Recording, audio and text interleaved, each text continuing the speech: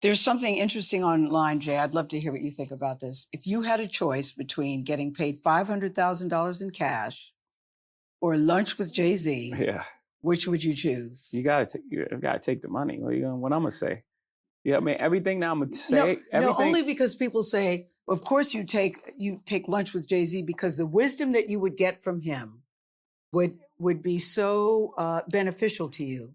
There would only be a matter. You would take the money. Yeah, because you got all that in the music for $10.99. That's a bad deal. I wouldn't tell you to cut a bad deal. Like I don't take know. the $500,000, go buy some albums and listen to the albums. It's all there. If you piece it together and really listen to the music for the words for what it is, it's all there. Everything that I said was gonna happen. Everything that I said I wanted to do, I've done. And there's the blueprint. The blueprint literally to me and my life and my journey is there already.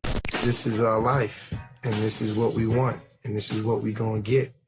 And if it means doing this or doing that, it's the Scarface mentality. You ever read the posters, and at the end line it says, "He lived the American dream with a vengeance." It's the best line in the world, but that sums up everybody coming from the bottom and trying to get up to the top, to the top, to the top, to the top, to the top, to the top.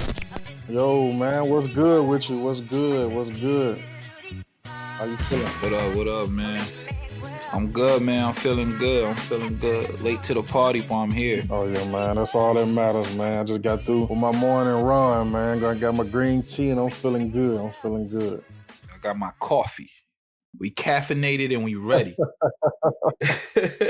Oh, yeah. Man, it's crazy because it's a local coffee shop not too far from me that I go to. And I was just like, okay, I'm going to go to them every Monday. Usually with like extreme or avid coffee drinkers, if they do it at a set time, they want it at that set time. I got done with my morning run. I got done around late 6. This was yesterday. Man, the coffee shop wasn't even open. This is the crazy part. It was like, we open, but we're not taking orders right now. So I'm guessing they was open, but they had to get the machine up and running and things like that. Yeah. So I was just like, man, I tried to order it twice. Did you wait? I don't worry about it. I got some coffee from somewhere else. Yeah, man, they gotta be up early for the runners. That's what I'm saying, man. Like, people got their set time, and there's a lot of competition as far as local coffee shops. Like, I think it's like 3 in my area that's family-based and small business owned, and so there's competition in that. So you gotta be right. You gotta be right. You gotta be available. You gotta have, like, the best ability is availability. So you gotta be on time. Yeah. I like that, man. Yeah, coffee. So coffee is a big market out there. Like, I mean, yeah. I think it's yeah. You can say that. Yeah, there's a lot of coffee drinkers in my area. I use it for like just purposes of, okay, if I got some like a business meeting or if I got a business to handle, I'm trying to start my week off. I usually take it that route. Where yeah, I miss New York because of all the coffee spots. That was a big thing. I'm trying to open a coffee shop, man. That'll be dope. I'm gonna give it like another maybe like 5 years. But I definitely want to open a coffee spot. Yeah, man. So here we are, another episode, bro. Another episode. We locked in. Yes, the indeed. 3P. Another installment of the I Hate This Industry podcast, man. I think it's only right because I know we a little late to the party, but I think it's only right that we pop out. We talk about the pop out. The pop out, man. I enjoy that shit, bro. I'm not gonna lie. I had my I Hate Drake cap on. I haven't listened to no Drake not at all since this Kendrick thing. The pop out was fire. It was fire.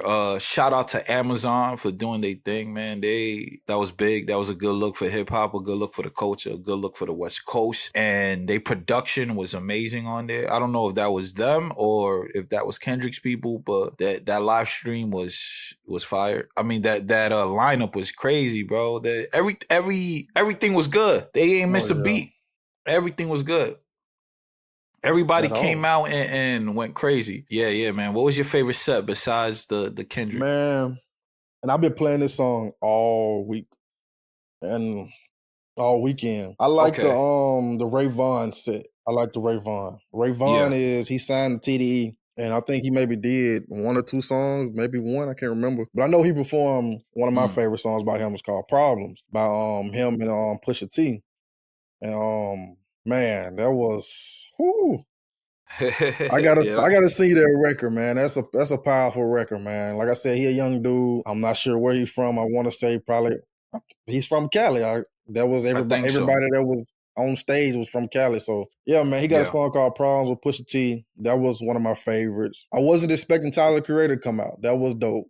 Bro, That was dope. that was literally that's in my top 3 of the sets for the night. Oh Was that yeah, Tyler Creator set. that was That dope. was so fire. The Steve Lacy one was dope. I like the West Side Boogie The set. Tommy the Clown was dope. Tommy the Clown was Tommy fire. the Clown. Like I always heard about him, and I've seen him before. Yeah. But I wasn't just hip to that. And like the presence and the spotlight that they gave him was well deserved. Yeah, the Super West Coast. Oh yeah, and what I'm just hearing the people from the West Coast talk about him, they talk about him like a Dr. Dre. They talking about him like a Snoop Dogg, like a Nipsey. Like he's a legend to them. If anybody else on the outside, they don't really understand. And I'm on the outside, so I can only go by what they are saying. So yeah, man, that was dope, man. That was dope. What about you?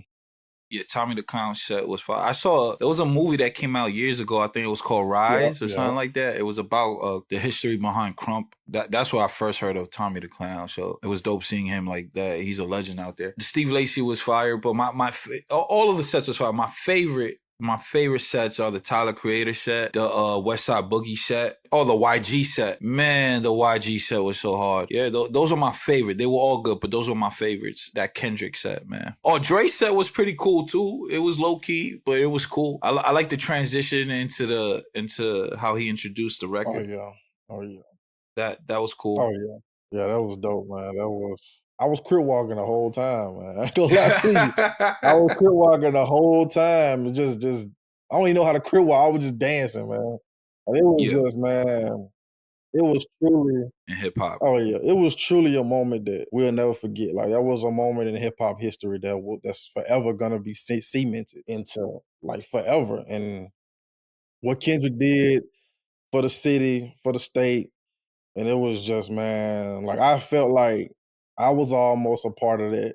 Like as far as West Coast, because Nipsey is one of my favorite artists, and they did a dedication to Nipsey, the tribute. And man, that was powerful, man. That was powerful, and it was just a moment that I love that I witnessed it as far as the live stream. But I know being there was just a different set of emotions altogether. Yeah, I imagine that was like a unhuman experience. There was so much energy in that arena. Yeah, I really like the Nip tribute too. I like the sets that Kendrick did, the songs. I like that he didn't just focus on like the diss records. He kind of went into this whole set, and he just had that. He kept the energy. He was so chill and relaxed the whole time. He was so like his energy wasn't even that crazy. He was like so relaxed. He had everything going nuts. I like that. Have you seen the memes of him doing like the Drake dance from Hotline Bling? Yeah, I seen it. And I was like, yo, was this intentional? I definitely think it was intentional. Definitely was. Kendrick is a wild dude. Yo, I see a lot of hate though. I've seen a lot of hate coming for Kendrick because of that. You know what I see a lot too? People going, because he was shooting the video, I think yesterday, and I saw a lot of people going that we're tired of this song and that he's running this into the ground. There's this misconception out there. I'm gonna say this. I want everybody to listen. This is truly a misconception. This is not factual by any means. I've seen this narrative that Kendrick is using this moment to become relevant and stay relevant. I want y'all to know Kendrick has never not been relevant in the past, 10 years? Absolutely. The idea that people are saying that Kendrick is using this diss record and this moment and like this whole Drake thing to like stay relevant and stay hot is insane. The music has always been good. He makes some of the best albums in hip hop. Yes, it's crazy. When I saw that, I'm like, damn, man, they go hard, man. These certified lover boys, man.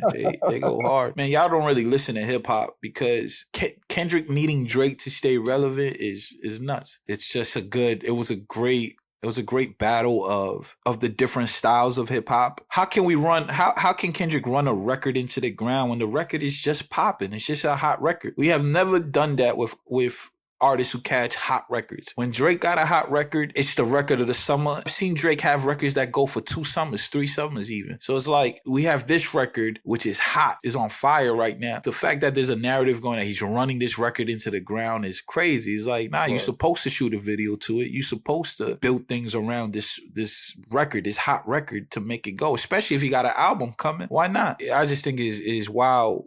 Especially considering when we had Drake with the back-to-back record, and that record was everywhere. So it's like, what are we talking about? I mean, yeah, like as far as that narrative, I think I seen like a little bit of it on Twitter. But yeah, I mean, yeah, that's the generation, unfortunately, that we in now. As far as it goes back to like just releasing music, and people just leave it where it's at. They don't continue to promote it, then promote it, then promote it. Like people want product after product after product after product without nurturing and without giving life to something that's already there, that's already a moment that's being created.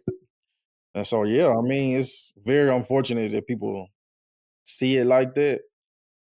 And so looking at it from my point of view is just like, man, that's a record I'm going to play forever. That's a record that's like just going to be cemented into my playlist forever. Right. And yeah, and hip hop also, like, and just like back to back, like these records are being played at basketball games. Like I was watching a WNBA game the other day, and they played their record after Angel Reese and Chicago Sky won.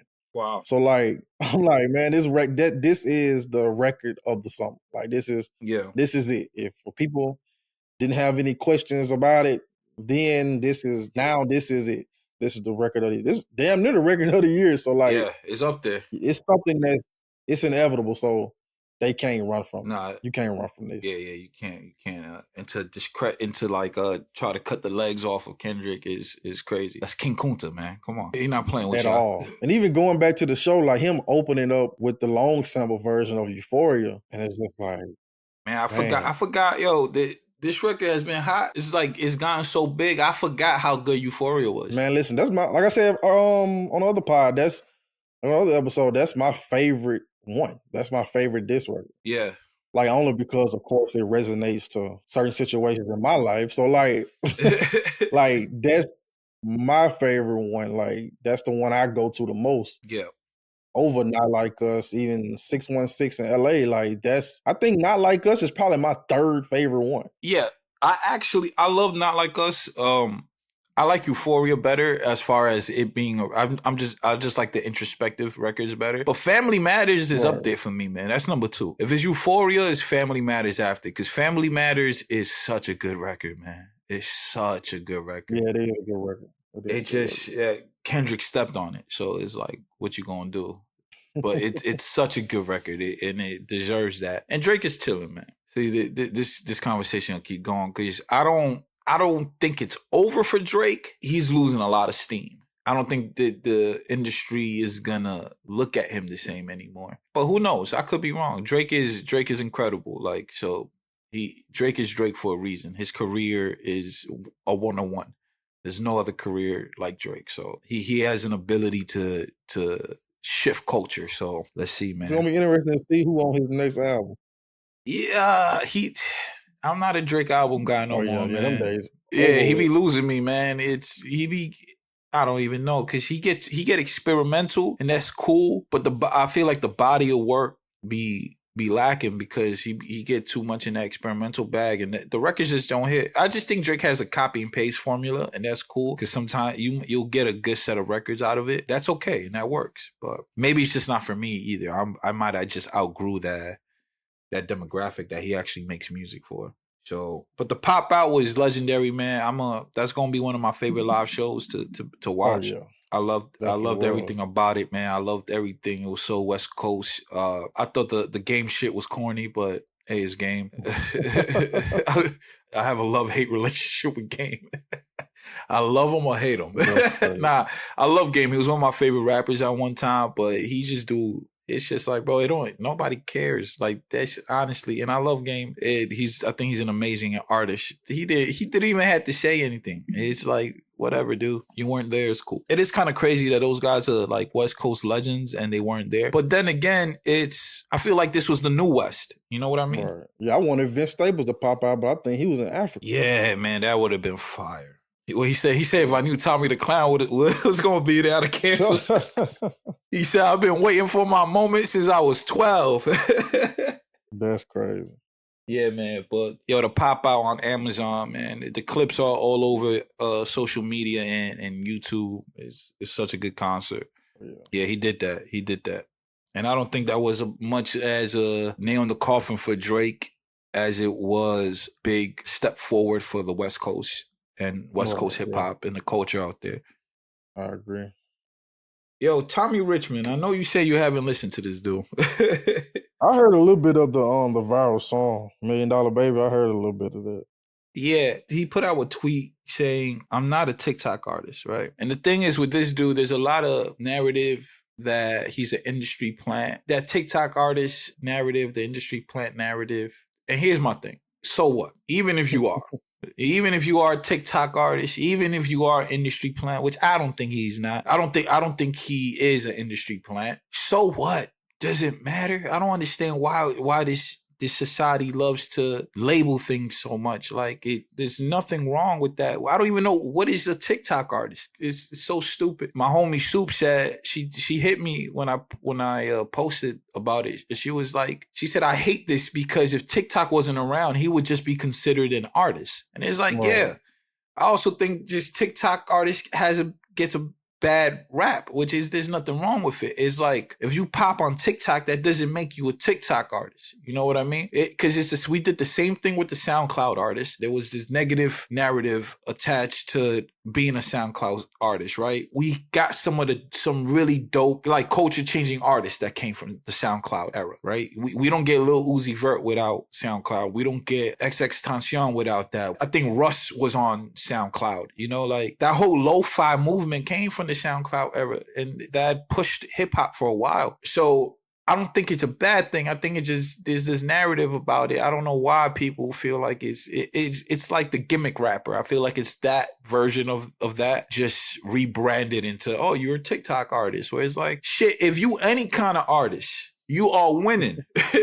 Some of y'all be making talking that shit and they not even relevant. You're not even on the scoreboard. I get what he was trying to disassociate himself from that. But bro, so what? So what if they think you're a TikTok artist? You got 2 records right now that are going. And he's not, for a little history, I don't know too much about Tommy Richmond, but what I do know is that he's been in the game. I do know that. He just didn't get one. He caught one with this. He's been on Brent Fire's label. So he's been on a few projects over there, a few records. I'm pretty sure he's been writing over there. So it's like, yeah, we got to stop that. Yeah, what you think about the whole TikTok artist thing? Oh yeah, that industry plant thing is a whole other conversation. I was gonna mention the same analogy that you gave with the SoundCloud thing and people being labeled as a SoundCloud rapper or SoundCloud artist. And like the biggest difference is people was releasing their music on SoundCloud. People are releasing their music on DSPs, and it just so happened to blow up on TikTok. They're not distributing on TikTok. And so, I mean, yeah, it's kind of, well, I ain't gonna say Vine. Vine was like just 6 seconds and things like that. But yeah, it was just, that's like a weird thing for me, like just to even fathom on that point. Cause it's like, if I blow up, like, am I automatically labeled as a TikTok artist if my song blow up? Like, what if my song blow up on Twitter? Am I a Twitter rapper? Like, it's just the cool thing to say, just, I blew up on TikTok, I did this and that. Like, if anybody in any position in this generation would love to blow up on TikTok. That's my thing. That's why it's like, I don't understand why there's such a negative connotation to it, or why artists even take that as a negative thing. And the thing is, this is the other part of the conversation.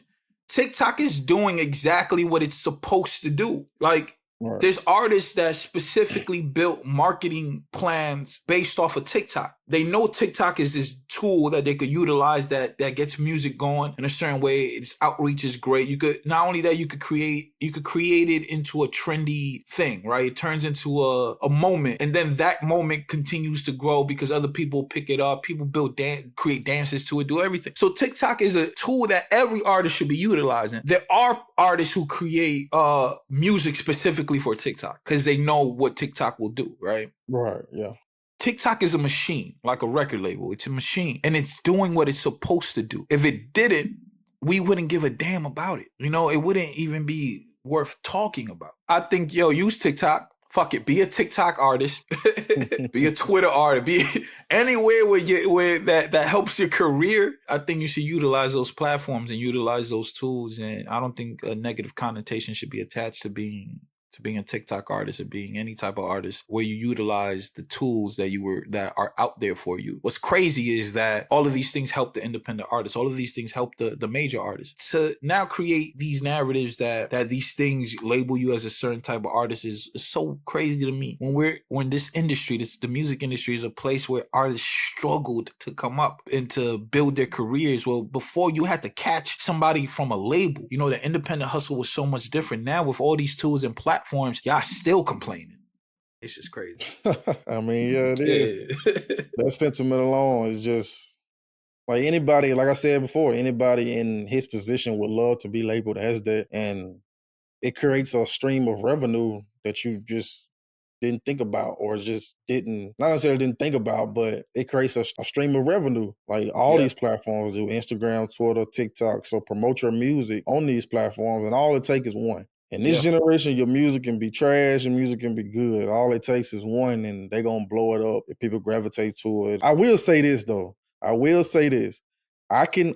saying you could be labeled as that, but I can understand if someone calls someone a TikTok artist, if they're independent and they song blow up off TikTok and they get signed off that. Okay. Let's say they have one song out or a couple songs out, and one of those songs blow up on TikTok. Like, it's being distributed, it's being heavily marketed on TikTok and things like that. It blows up millions and millions and hundreds of millions of views and things like that. And the label sees that and they say, hey, TikTok is on the only platform that they have this hundreds of millions of views on. Like, it has to be centered around just that. Like, they don't have the hundreds of millions of views on Facebook, Twitter, Instagram, Snapchat. So if they have that, I can understand if they were signed off that record if it blew up on TikTok. Yeah. So I can understand that part. Yeah, I get that, because then you're saying that then that's the expectation that the label's having of you to be this type of artist that, like, because that one record worked. Right. So they signed you based off of that. So now that's what they expect from you, and that's how they kind of build your career. That's kind of a bad thing to go off of for as far as the artist. Yeah, because the label is gonna forever milk you. They're gonna milk you. They're gonna milk you, and they're gonna keep trying to get a TikTok record. And then what? Yeah. I don't think there's TikTok artists unless you are an artist that's signed by TikTok. Your career is built off of just making these TikTok records, like you're saying. I think that's what we should define as a TikTok artist. There are TikTok songs. Right, yeah. So I think if you're making TikTok music for TikTok, or you make out of, every 3-4 records you make, you're making one record to throw on TikTok to work that. I think that's just smart business. I don't think that's necessarily should define you as an artist, but I think that's good business, and it allows you to stay diverse in your career and in the things that you create, because you should utilize those platforms and build things for those platforms if you're using them. Like, it's no different than media creators who create content for TikTok and create content for IG and content for Twitter. It's like you create these different style of content pieces for these different platforms, because the certain type of reel that works on Twitter might not work on IG, So I think you mold your career and the things you create to use these platforms, because those are the things that propel you forward. And like you say, it brings in different income revenues, or not even income, or just fan revenue, everything. You open more floodgates as you utilize all these platforms and create content for that. I think it's laziness if you're not doing that. So if you want that type of time, Tommy Richmond, you're my favorite TikTok artist, man. How about that? I would say that song $1 Million Baby is, I like the sound of. I do want to say that though. It's Like I ain't never heard the full song, but what I've heard, I do like it. I've heard the clips on TikTok. I think that's his point. You the problem. You the problem, bro. Somebody used it in the Instagram reel the other day, and I played it. And like, I don't really browse TikTok. Like, if I'm looking for Me like neither. information as far as, like, there's a lot of video editors I follow on TikTok, Got and you. they'll give me what I need in 20 seconds. Yeah, but you the problem, bro. That's exactly he's who who he talking I have about. yet to put $1 in that man's bank account. I will say that. I have not put a cent in that man's bank account. Well, hey, that marketing work. Who is he signed to? You know, Brent Fires. Brent is he Fires. like does he does any distribution through like Warner or Sony or anything? Shit. Let's see. Who Brent Fires or Tommy Richmond? He is. Yeah, he's just. Yeah, it says under exclusive license to Pulse Records, distributed by Concord. It says, yeah, ISO Supreme. It seems like he's pretty independent. Pulse Records is. That's the question. People will get fooled by it. They'll look at that and say, "Oh, he's independent." Whole time, Pulse Records has a marketing or license deal with Sony or something like that. Yeah. Pulse is big. Because Pulse got Brent Fires, which is who Tommy Richmond signed to. So that I don't. I gotta look into how that works. But James Blake is on Pulse, Flo Milli, Ty Dolla Signs, K Trinata, like Run the Jewels, Kaylani, Corday, Rich the Kid, Freddie Gibbs is over there. So they got a nice roster, and he actually fits right into that now that I look at it. Right. So yeah, they getting their marketing dollars from somewhere. Damn, Pulse Music Group was founded in 2008 by songwriters and producers Scott Cutler and Josh Abram and Previn as a creative sanctuary for songwriters, producers, and artists. That's shit. I kind of want to dig a little more into Pulse after this. Definitely gotta do the research. They seem like a pretty dope record label. Speaking of that, Ray is dope. I don't know people who know who Ray is. She is an amazing talent. She just got a Songwriter of the Year, I think, at the Brit Awards, and she was putting her foot on the necks of these record labels. And the thing is, it wasn't the first time. She had won an award a few months ago, and she spoke on the same things. She was putting the record labels in a hot seat and telling them, "You guys need to take care of the songwriters." She put a spotlight on the songwriters. And everybody deserves this. If you're in the industry and you busting your ass and you working hard and you making things that record labels are benefiting from, that are profiting from what you create, this applies to you too. But she was saying for songwriters, she was telling the record labels, you need to take care of your songwriters, because besides being the artists are a key part of the success of a record label. But you don't get nowhere if those songs aren't there. And not every artist is a songwriter. And if you know this industry, you know songwriters are very underappreciated. Some of them don't even get credit on records, you know? She was telling the record labels, take care of your songwriters, pay for their travel, pay for their food, you know, pay for or anything that involves them doing their job that you benefit from. And I love that she took a moment. I love that she's done it. This is not new for her, that she's done it time and time again. But in the midst of her winning Songwriter of the Year, she took the opportunity to once again point that out. And she doesn't have to. She's an artist who's successful. Like she's big. So I thought that was dope, and I think she's right. Record labels, take care of your fucking people, man. I mean, yeah, it's kind of similar to as far as the writers in film. Like, yeah. What she did speak about, like, I definitely agree with it. These labels feel like writers are replaceable. They feel like we can just go grab one and this and that. We can create a writer account. We can just go grab one, this and that. We can dispose of them real quick, throw them away, this and that. We can always come up with a new one. Yeah. Like, but yeah, it's always been that analogy of just team building. Like, you have this artist, let's surround this artist with dope writers and let's take care of these people. Let's take care of these people to make sure they're well fed, not just food wise, but financially. their living situations, their The environment, opportunities things that like come that. towards them. Right, absolutely. So they have an ecosystem around them that they know that they have your full support. So yeah, it's a dirty game, man. It's an evil world we live in within the music industry, within the film industry, entertainment industry in general. And like I seen a post a few months ago around the time when the actor strike was going on. It was a guy, I can't remember his name, but he was talking about songwriters doing the same thing. Yeah. I was just thinking like, okay, I don't think, to my knowledge, I don't think there's a guild or a platform like SGA Yeah. towards songwriters. I don't think there's something like that. Maybe it is. I'm not 100% hip to it. Like what makes the difference between film and music is the actors are going to act. The actors are doing their job as far as acting. Most actors are not writing. Most actors are not directing. But in music, you can have an artist like Kaylani. You can have an artist like Party Next Door or something like that writes their own music. Yeah. You can have artists that produce their own music. You can have artists that mix their own music. So that limits producers. That limits engineers. That limits songwriters. So you don't necessarily need a whole team of songwriters anymore.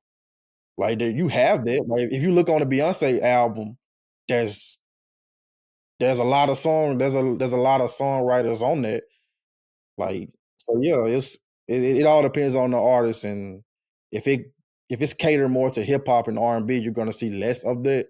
But if it's more so pop, you're gonna see a lot of that. They surround pop artists with the songwriters. Like oftentimes when it's a songwriter guild or a songwriter situation, there's most likely a pop artist surrounded by that. Because the pop music is the main thing that the record label wanna push, so they invest in that. So I don't believe there's like how there's a actors guild like SAG. I don't believe we have that for the music industry. I think that's Did I always been say the SGA? I meant SAG. I said SGA. SA. Wait, what? It's I SAG, think I right? said I think I said SGA, I think. Oh I shit! meant No, SAG. Yeah, SAG. SAG. But yeah, you can go ahead. I've heard talks about back in the day, Suge Knight, I think Irv Gotti. There was like a collection of people who were trying to make this happen and put Yeah, Jay together. Prince. Jay Yeah. Prince, yeah. There was a whole collection of. I've heard Joe Budden speak on it, saying that he would be willing to be involved in something like that. I've heard Nori speak on it, so it's definitely a thing that. But we don't have that. What the music industry has is things that protect the music, not so much what protects the artist and or the creative. And I think that's where it gets a little shaky because this industry robs you, man. The entertainment industry, but specifically the music industry. I mean, you could go back to the beginnings of this industry. It's always been the creative kind of has always been on the short end of it. Right. Because the creative usually doesn't have leverage. All they have is talent. Today, we're in the industry where we have the creative has leverage because it's more independent. They be able to build a career kind of outside of the industry and then be able to leverage that for the industry, which is ideally what a lot of artists should do. You didn't have that, so artists been getting robbed forever. The TLC story is iconic, right? They were like the top selling group in America, and they had all these records that were blowing up. They were huge. TLC was huge, and they were broke. They didn't have $1 in their bank account. You know, like they showed up to Pebble's office with like guns and shit. Like, you know, they wanted their money. So that's we always gonna see that. Ice Cube and NW and Eazy, the Ruthless Record situation. I mean, it's forever. Like we could go on forever about artists getting robbed. So imagine those are artists. Now, when you talk about songwriters, these are the intricate parts of what makes some of these things successful. And those guys, most of the time, don't have any type of spotlight on them. Like when you look, the Lauryn Hill situation, that was pretty big. She got sued by the record label, but I believe it was because she didn't credit the artist properly, all the people that wrote on the record. I don't mean writing just by lyrically writing. I mean music, composing is a form of songwriting as well. And that was it. I love Lauryn, and that was this example. Like, I think this is a perfect example, because what happened with the Lauryn Hill situation, she paid them initially, right? They were it's like when you hire a musician to come in and do something, right? So she hired these musicians, paid them, and then she put out the record and didn't credit them or whatever. That's a little iffy for me, because you got paid and you would just work to hire. Like, I paid you for your services. If your contract didn't include credit, if your contract didn't include all these things that came with your service, then am I entitled to give you that just offer you playing on the record, even though I paid you and you would just work for hire? That sucks if you're on the other end. But imagine if you Lauren's camp and Lauren's people, and it's like, I mean, I paid you for it, and you gain notoriety either way, because whether I credit you or not, somewhere it's written that you created on this album. Yeah, man, record labels, take care of your people. Pay for their shit, man. Make sure they got opportunities. Make sure they could travel without spending their own money. Make sure they could eat without spending their own money. If they on the job, come on, that's ridiculous. Yeah, pay those people, man. Make sure your split sheets is right. All of that, man. That's for songwriters and artists too. Make sure your split sheets is correct. You have to. That's the other thing. Before we move on from this topic, creators and artists, make sure your shit is together. It can't always be the label's fault. I hate this industry too, but it can't always be the label's fault. You know what I mean? You're not always data machine. They do what the machine's supposed to do. You should do your due diligence and have your business right. And at this point of the industry, that shouldn't have to be said, because there's so much information out there. Talk to me about John Singleton, man. But yeah, man, I'm in the midst of creating my short film. Man, it's been a long process, but it's been a beautiful one. Like, it's been a beautiful process also, because I'm learning a lot about myself. I'm learning a lot about storytelling. I'm learning a lot about character development, story development, like the climaxes of things and things like that. And so I always give myself credit for taking those steps back and just study and just reevaluate things. And I've seen every season of Snowfall. I've seen every season, every episode. And so last week, I was like, okay, this was maybe Friday or Saturday. I was like, okay, I'm going to restart Snowfall. Because I remember the first time when I watched it, it was hard for me to watch, because my mind wasn't like in that field as far as the storytelling and that type of lane, like them on the West Coast and just that story. My mind wasn't there. Like, it took me, I watched the first 2 episodes like 3 times over. Then I kept watching. Then I got hooked on it. And so just the other day, I restarted it. I'm already on season 2 now. And I was just looking back, and I've seen, I can't even think of Boys in the Hood. Like, I've seen Boys in the Hood at a young age, so I kind of understand John Singleton's vision. Like, I understand his like directorial moments and his thoughts and things like that, and what he was raised around, and him putting it on film and things like that. So me watching Snowfall, I was just like, man, like, this first season is truly, truly brilliant television, not only from his point of view, but just the storytelling and just telling each character's story and just background and highlighting the LA in the 80s. And I was just like, man, this is truly why I started the foundation for my film, The Foundation. So I was just looking at it, and I was like, man, I remember sitting in my dorm room in college, and I was just like, man, I want to do something like this. I want to be able to tell captivating stories like this. And I was just like, okay, let me write this down. Let me do this. Let me do that. Let me do that. Because originally the foundation script, it was about drugs. That was the original plot. Like that was the original thing. Because I was watching Superfly at the time, the new one with Trevor Jackson, and I was watching Snowfall as well as American Gangster. And like that was the premise for the short film, but I later changed it over time, like from that type of realm. But as far as the foundation and the moments that were shared, as far as the acting from Idris, and as far as things like that and the story that they told, I was just like, man, like this is truly brilliant. Because I'm a student of the game. Like I'm fairly new to like the details of filmmaking.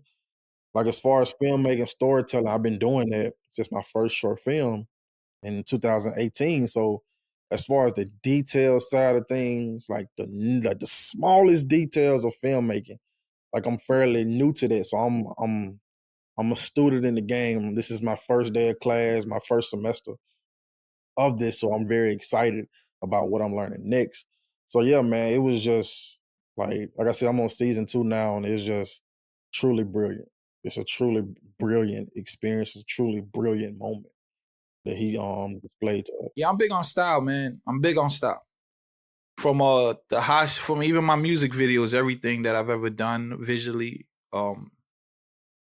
I've leaned a lot on style, because I believe style pushes you even when the quality isn't good, when the equipment isn't good, when you're lacking in other places of like hardware, software, like Right. maybe location. When you lack in different areas, style is something that could push through everything and make a project unique and dope. There's movies like Clockwork Orange, which is such a weird movie, but stylistically is so dope. I watch things sometimes because I like the style, the production style. So I think that's very important. Actually, the next project I do is going to be I'm going to lean heavy on style. I'm going to lean very, very heavy on Oh yeah, style. yeah. I'm experimenting with certain things with this gospel video that I'm doing. Okay. Because it's a certain shot. Well, it's kind of simple, but like I done done it twice with the last 2 videos. It's like a standing still shot, and it's just like a regular capture the environment type of thing, to where Okay. it's a slow zoom in, and the subject is just singing or rapping to the camera with no movement, only their lips. Yeah.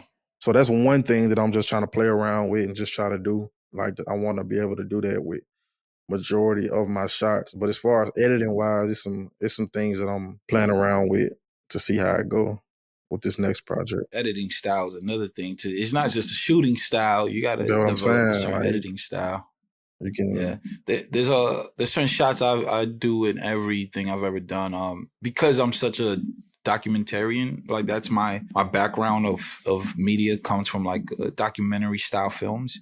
That's where I started at when I started doing media, was these like documentary style like films.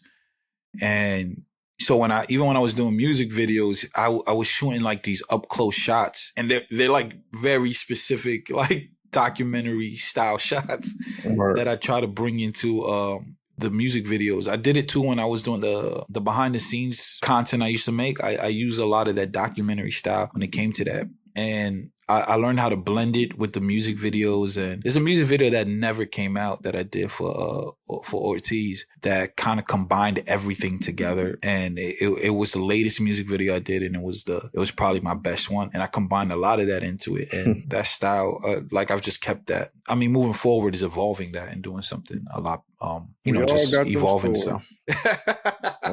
Shooting something and it never coming out. I shot that shit, bro.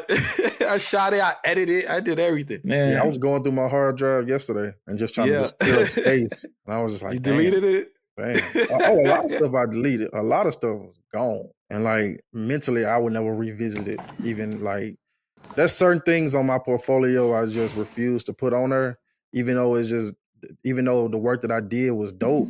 Yeah. The mental attachment to it is just like, it ain't that dope to where it is above everything else that I'm doing. So like, it's just certain things that I just never revisit. And I deleted yesterday.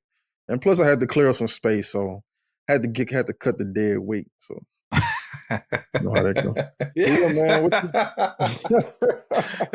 For real, man. You gotta cut the dead weight, man. If it's not bringing you mental peace, if it's anything other than that, if it's not bringing you happiness, if it's not bringing you joy, motivation, inspiration, detach. Yeah. Don't try to keep holding on, thinking what if, potential, this and that. You talking from someone that has learned the hard way. Yeah. So, and I feel that's that. I'm just talking about business in general, because certain situations in personal life that it's hard to get away from. So In business, you have a ability to kind of move forward and cut ties. So we're recording this episode on June 25th, the anniversary of one of the greatest hip hop albums of all time, Reasonable Doubt. let's get into our top 3 songs on the album. Yeah. It's a hard one. My for me personally, it's Dead Presidents, Yeah. Can I Live, and Feeling It. Yeah. Damn, man. Damn, man. Those are my top 3, man. Because that was when I first downloaded Tidal back in college, and I just told myself that I'm gonna study Jay-Z. I'm gonna listen to every album from Reasonable Doubt to 444. Yeah. Even heard the one he did with Beyonce and a couple songs he got with Jay Electronica, but from the foundation to all the way to now, there was an album I didn't want to get away from, man. I just kept playing it before I even went into the next few. Reasonable Doubt is one of my favorite albums. I listen to it almost every day. I play a record from that. Can I Live and Feeling It are two of my favorite hip hop records ever. My top 3 are Can I Live, Feeling It, and I would have gone with Dead Presidents, but since you picked that one, I'm Coming of Age. That's an underrated record. Is that the one with Memphis Bleak? Yeah, the one with Memphis Bleak. Yeah. There's a line on that record that has stuck with me since I first heard this album years ago when I was a kid. He said, the Bowl Quietly, is it? Nah. It's the line. It's off Coming of Age. He says, it's when he's talking to Bleak. The premise of the story is like Jay's like this big time drug dealer or whatever. He's driving around and he sees the little homie, and which is Bleak, and he's like, yo, I see you hustling, doing your thing. Let me introduce you to the game, the bigger game. Let me put you on. And he goes, come ride with me. He's a G. He's a stack. He's some money. And Memphis Bleak goes, fuck a G. I'll ride with you for free. I want the long time riches. So that line has stuck with me, since I first heard the album, because it's like this perspective on seizing opportunities that are not necessarily financially driven. It's like, fuck the money. I'm not even going to take your money. I'm going to show you how much I value this opportunity. I'm going to show you how much work I could put in. And then that money, the value of what you would have gave me in finances is going to grow.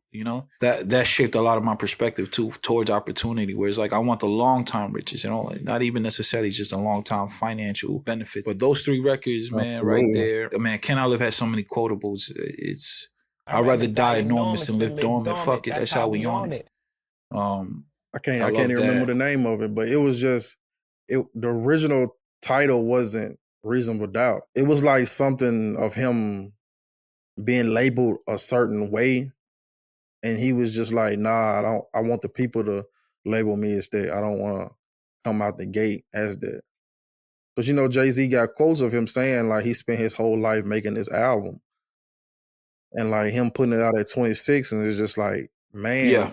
Because if you listen to it now, it just seemed like he was just so ahead of his time as far as what he was talking about. Now, I heard Guru said everything that he says is true. Everything that he doesn't lie on his records. And he said that's Jay-Z's biggest flaw. That's the chink in his armor, that he doesn't lie on his records.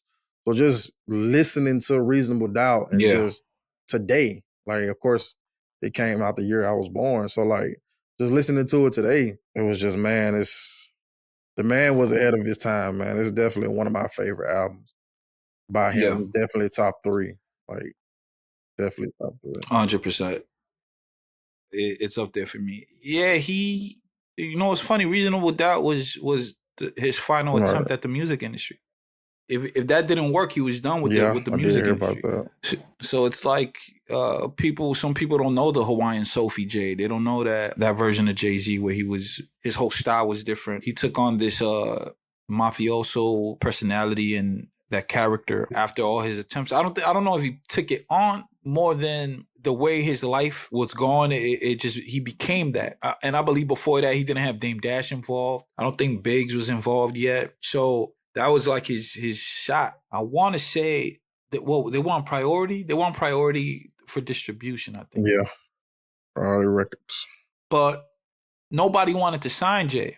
Nobody wanted to sign him. He was kind of being laughed at because the music, like you said, that was a quote from Guru that he don't lie in his records. That's the chink in his armor. It is because it makes him hard to relate to when you're not of that ilk, right? So if you don't understand the story, if you don't connect to the story or you can't appreciate the story, right? Yeah. Because I hear that a lot. People say they can't. He's just unrelatable.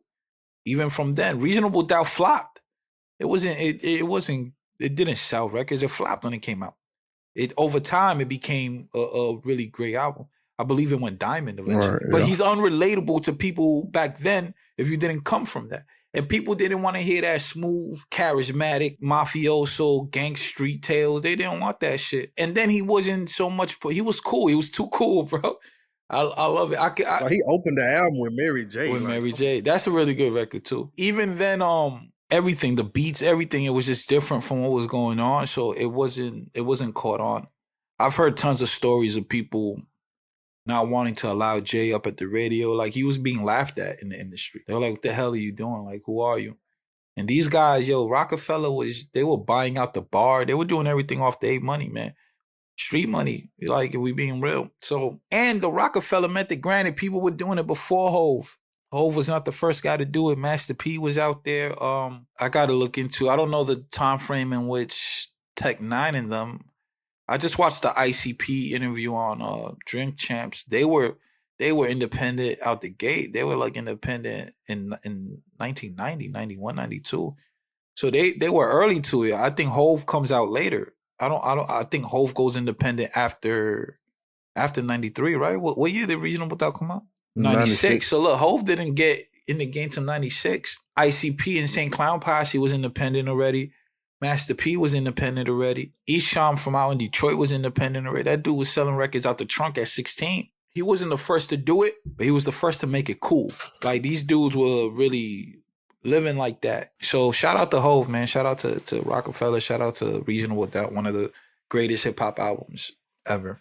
One of the greatest albums ever. Like it's one of my favorites.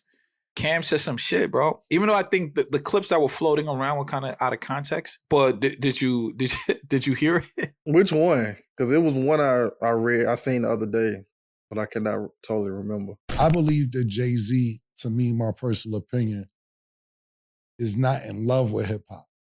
I think he likes hip hop a lot. I think he likes money more and opportunities to take his brand to the next level. And some of the stuff that may have been going on in Hip Hop 50 may have not been up his alley.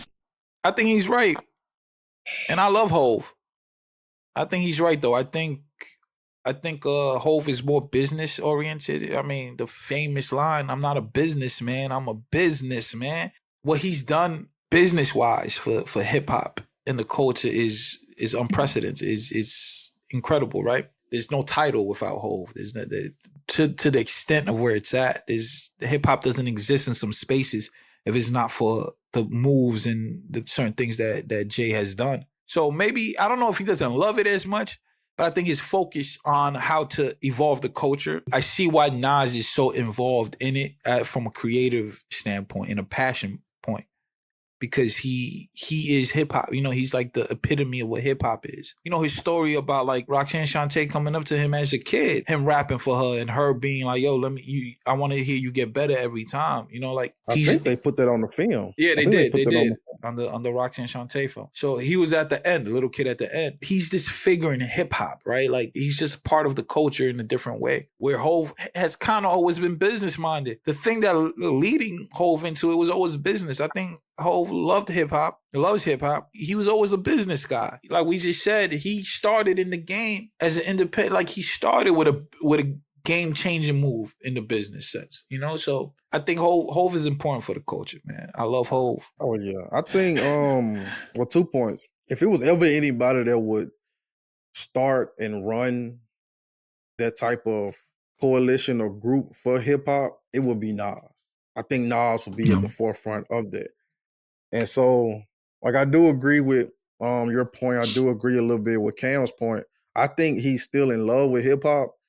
I think he understands that there's a bigger play involved with our people.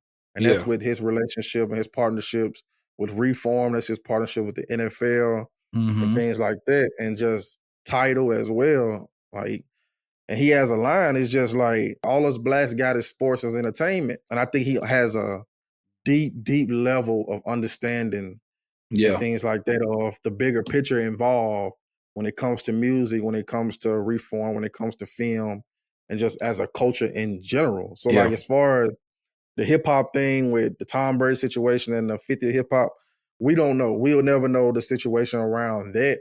But I do know there was a clip I seen today of Jay-Z accepting the award, and he talked about Big Daddy Kane. He talked Yeah. about LL. He talked about KRS-One. He talked about what these guys represent to him. And you can tell and you can see it in his eyes and hear it and hear the tone in his voice that hip hop will forever be instilled in him. He will Yeah. forever instill hip hop into his children. He will make sure that his children's children are instilled in that. And I know he mentioned that he'll give his masters and his royalties to his children, and whatever they decide to do with that, that's up to them. Like, I remember him alluding to that. So Yeah. as far as that notion of hip hop with Jay-Z, like, he understands that there's a bigger picture involved. And that's just allowing evolution to set in.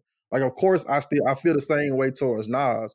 It's just you see Nas on the forefront Of hip hop. more, Yeah. yeah, of hip hop. So you're gonna have that analogy and things like that. It's like the Magneto and Professor X situation. Like, Yeah. that's how you can look at it. It's like the Magneto, Professor X, or Martin Luther King and Malcolm X and things like that. You can look at that analogy, and that's how you can look at Jay and Nas. Like, of course, they had their back and forth in their history, but they also have a better understanding of, okay, if we come together, we're gonna create something magical, whether it's the Success record, whether it's Yeah.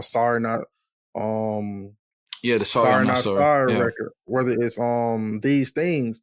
So I feel like Jay-Z has a deeper level of understanding that, okay, let me get into this let me create this technology company and form it with music and create Tidal. Let me get into Reform. Like, that's I tip my hat off to Jay-Z by being involved in those type of things with S. Carter Enterprises and nonprofits that he has, or the foundation, the nonprofit that he has, and intertwining that with his mother and just doing the groundwork. Because at the same time, like, you're not going to look at Jay-Z as someone that's going to be on the front line. You look at him more as the guy that's pushing the button. Yeah. And to make the system go this, that, and this and that. And all in all, man, that's why I look up to him as a person in business, because I don't know him personally, so I can't look up to him as a person. Like, I look up to him in the business aspect only what I see, so, and only what I study. So I tip my hat off to Jay-Z, Nas, and people like that have done the groundwork, that has been in the game for 30 years and 20 years, that has shown us, quite frankly, the blueprint of how to do this. Like, okay, let's start Rockefeller. Let's evolve that and partner with Live Nation, and let's start Rock Nation. Like, let's get into Reform Alliance. Let's do this partnership with the NFL. Let's get Rihanna. Let's get Dr. Dre. Let's get these guys performing at the Super Bowl. And people got to understand it's bigger than music. Like, music is just the driving ship to help get us there. Like, I always said this with my company. Like, my company slogan in the beginning was built off music. I want to use music as the driving ship to get there so I can expand. Like, I'm always in the position to expand just my business in general. And I take that model from Nas, from Hov, from Nipsey, and people like that. So we just seeing the evolution of these guys. Like, over time, we're going to see that in Kendrick, J. Cole, and Drake. We're gonna see that evolution within those guys in about 10 to 15 years. And we're seeing it now. So Yeah. Yeah, it's a Ho's been in beautiful the thing. game a long time, so his perspective is very different. I think as far as the culture goes, I mean, with Nas is a business guy too, but yeah, Jay has he just, I guess that's more of his thing. I think Jay's purpose is you were saying this. Jay's purpose is bigger than just music. He like speaks from a very like a cultural place and even a humanity place. You know, like 444 wasn't about hip hop. You know, it wasn't about music.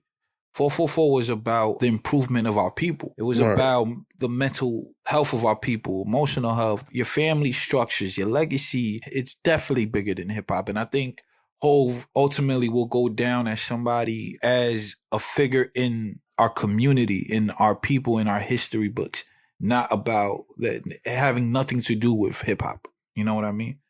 If Right. given what his trajectory is from where he's at now. Hove was an early investor in Uber, early investor in a lot of businesses that people, unless you dig into his venture company, you don't really, his venture capital company, you don't really know all the things he's actually been a part of from a business standpoint, and even the things that we don't see that are not public, you know, that are in private records. So he pulls a lot of Right. strings, Yeah. man. That reform program, yeah, that's a big thing too. That speaks for itself, you know. Oh yeah. The films he's made, the documentaries he's made. Hove has been part of some really cool projects, some media projects. He did that documentary on the Khalif Brown, but that was big to me because that happened in New York. That was the kid who got sent to Rikers for like 2 years or something. Then they dropped the case and he ended up killing himself from all the trauma that he dealt with in while he was locked up, and he was innocent, and it just, the justice system is so fucked up, especially in New York. So that story hit home for me, and I love that he put a spotlight on it. And you know, Hov was the guy going at Zimmerman where he said they killed Triple X and they killed Triple X, but they let Zimmerman live. The streets is done. Like, he makes these statements that are powerful. You know, that I think over time, and even now over time, we're gonna see Hove evolve into something way bigger than music. He is now, but I think we're gonna see it. Just give us one more album. All I ask for is one. I will be fine without it, but just give me one more album. One more album. I need another album. I need another album from Hove. What you said about him being just not more focused on just making music, I think that's a perfect segue to the intro track to Nick Grant album, Sunday Dinner. This is a real nigga PSA. Sunday Dinner is an album of self-discovery, a collection of personal events about my upbringing in South Carolina, being raised by my grandma in the neighborhood. One of the requirements for being in her household was to get your ass up for church every Sunday. And every Sunday after church, the family would gather at her house. This is where I would see different examples of people that would mold the person I would become, along with other things that went on in the projects. This collection of people and experiences becomes the foundation of the album. Sunday Dinner. It was this song, because I was watching this YouTuber just doing lifestyle content, and they played a song called Since Elementary. I was just like, damn, what is this? So I downloaded, listened to it, but then I was just like, okay, I want to hear more of who this guy is. So Nick Grant, I think he's from Carolina. I can't remember which one, North or South. I can't remember which one. So I'm not even gonna try to get that misconstrued. He released an album last year called Sunday Dinner, and he released the deluxe this year. And I heard the full album over the weekend. And I know I talk highly about the Vince Staples album. I talk highly about the Rhapsody album. But man, yeah. I think this one takes the cake, man. This definitely takes the cake. It's just the best album that I've heard this year. And it's just like, man, this is, he really took me through his life story. He really took me through like just him growing up and things like that. And that's why I mentioned the first song, Don't Worry About a Classic. Yeah, that's the name of it. Worrying About a Classic. And he alludes to just people asking about the album, asking about this and that. And then he talks about just him trying to save his people, him trying to handle these personal things and people worrying about when this album coming out, when this and that. Like my life's mission is bigger than just this music. Mm-hmm. So I was just like, okay, I really understand. I really understood where he's coming from as far as I can use this music as a tool to spread my message. But I need y'all to understand that the message that I'm like just conveying to the world is way bigger than this. The music is just the microphone and the tool that I'm using to get you there.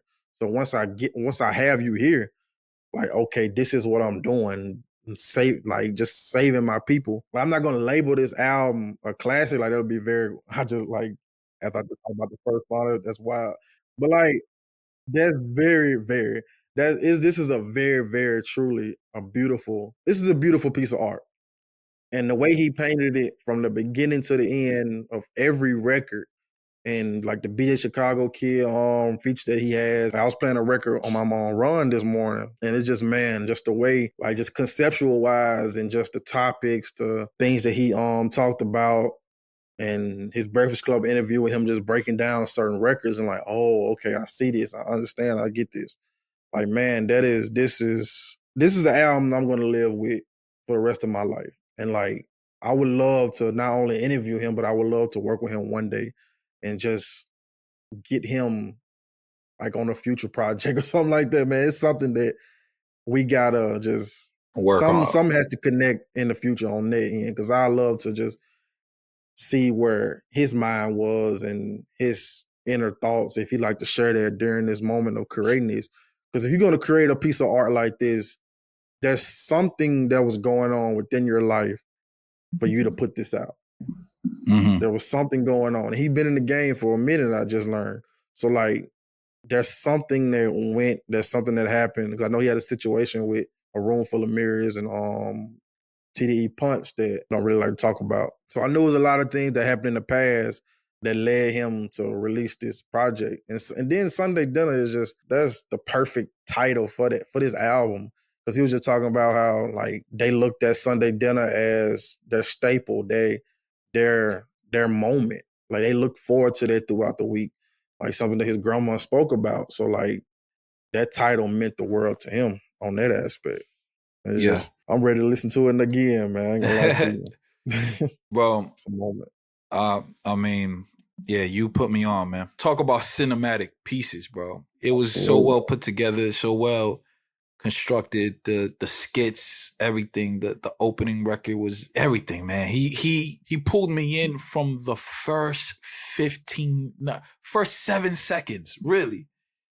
That is hard to do. You know, like listening to what is it, like a voicemail that plays in the beginning or like a phone call and then going into the record. Mm-hmm. I mean, I was captivating from the moment. Man, I needed everything on this album. I needed like the space I'm at in life. This album is made for me. You know what I mean?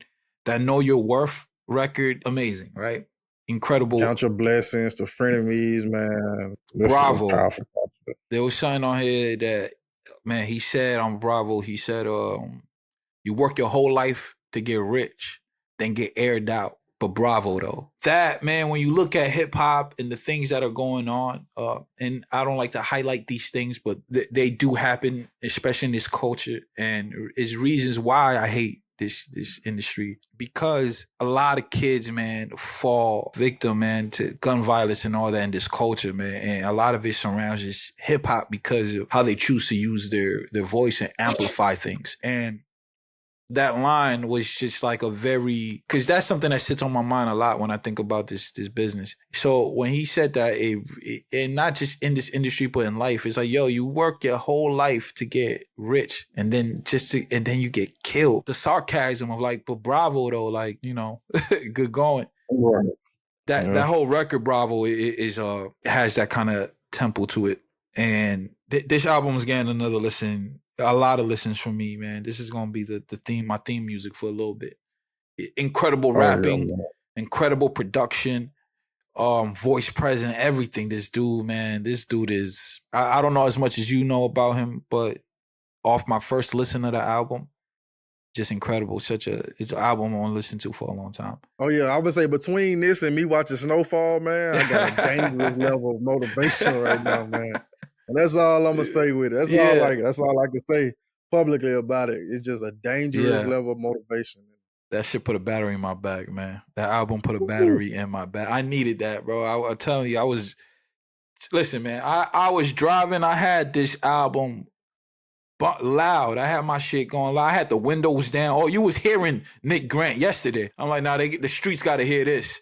Oh yeah, got to. Florida got to hear this. Got That's the energy I was on. It just felt, man, it was so good. It was so good. Shout out Nick Grant, man. Incredible, incredible, incredible. You definitely got a new fan. I'm gonna be tapped in to everything that's going on with Nick Grant. Go get that album. Yeah. Well, yeah, man. What industry tips of the week we got today? You didn't want to talk about the GoPrint Journal and oh man, that was on and the Black Gold EP on the list. Oh yeah, I can touch on that real quick. So yeah, man, I'm currently on the 3rd issue of the GoPrint Journal. And I just want to do a quick reflection just on the process of it, from the interview I did with Zevin and the interview I did with DJ Clark, a local gym owner. Dope, man, dope. That dude is ill, man. That dude's I wouldn't. Oh yeah, man, definitely is. Like, before you get into it, giving you some flowers, man. The quality of the GoPrint Journal is incredible. Oh yeah, appreciate you, man. Appreciate it looks amazing. It's good writing, all that. But dudes like Zevin, I have more of a knowledge of because I've spoke to him and I've known him through you for a long time, so I'm more in tune with his story. Plus, I listen to the music. But what's the dude's name? Clark? DJ Clark. Yeah, I see, I would have never known who he was had you not put a spotlight on him. And that dude deserves a spotlight. I'll just say that. Oh yeah, man. It's all like usually when I'm doing a journal and doing a piece like that, it's all selective. So I really just choose the person and things like that. And just the moment that Zevin shared throughout his interview, he talked about certain lyrics from the gospel record and just things that he witnessed and things that he'd been throughout his spiritual journey and just transitioning into Christian hip hop. And I thought that was just a beautiful moment that he shared. And so when we put that out, it was just like it was a very good moment to like just put that out to the world. And then to the local gym on DJ Clark, it was a moment within that interview where I was just like, man, like I almost teared up a little bit, got emotional. Because within that, he talked about certain success stories within his gym. And usually someone to talk about like an athlete or someone that came through.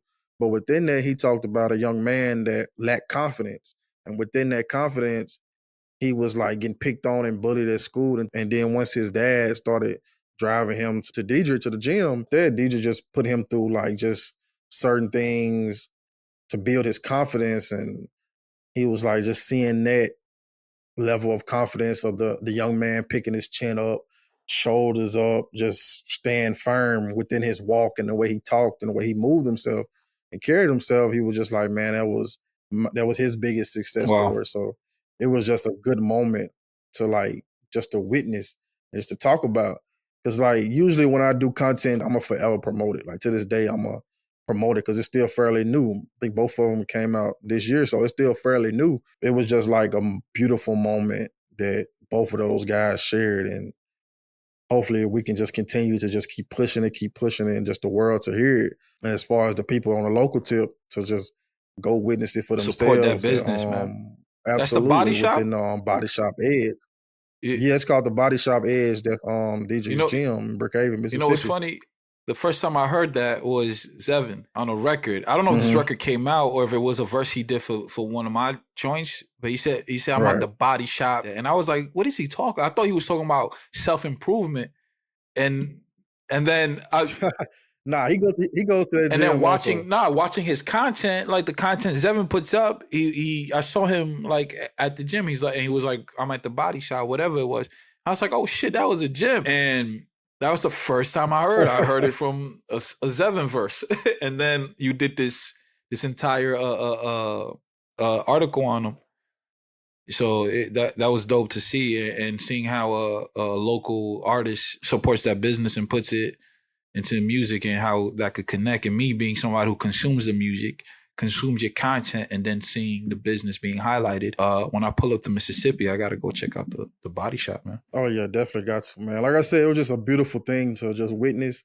When I talked to him about it, like he was just very, very excited about the opportunity. And I was just like, man, like this is going to be a moment. And the moment I left, I was just like, this is the best thing that I've ever filmed. Or this is the best moment as far as filmmaking wise and storytelling wise that I've been a part of. And it still is to this day. And so, man, I might mess around and release a clip today. So yeah, it was just a good moment to witness, man. And I'm finna start the groundwork for issue number 3.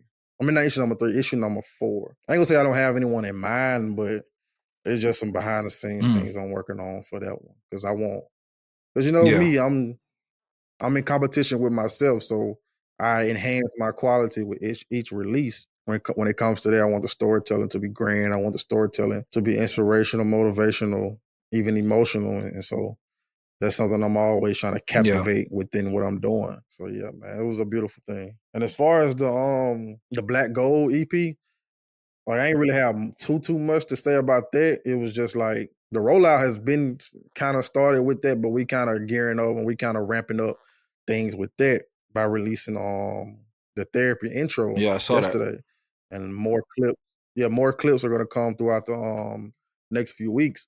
So yeah, man, we created a whole moment behind that and just a narrative of just like redemption, just faith and gratitude. And what we did with the gospel experience, man, it's a truly beautiful moment by what we captured and the interviews that we did, the shots that we did, and just the therapy session as a whole that he did, a woman that he knows from his hometown. A beautiful moment that we're gonna give to the world, and however they perceive it, that's how they perceive it. And so I love it, man. Oh yeah, appreciate you. It's a very beautiful moment that we creating, man. And I don't have a date for the EP, but man, I'm working around the clock as far as trying to get it together, structure things. Yeah, trying to structure things. The art cover is done. Art cover been done for a few weeks now, so that's out the way. And as far as mixing and mastering, we still doing things behind the scenes on that end. So, yo, this is what I wanted to see from Zevin, man.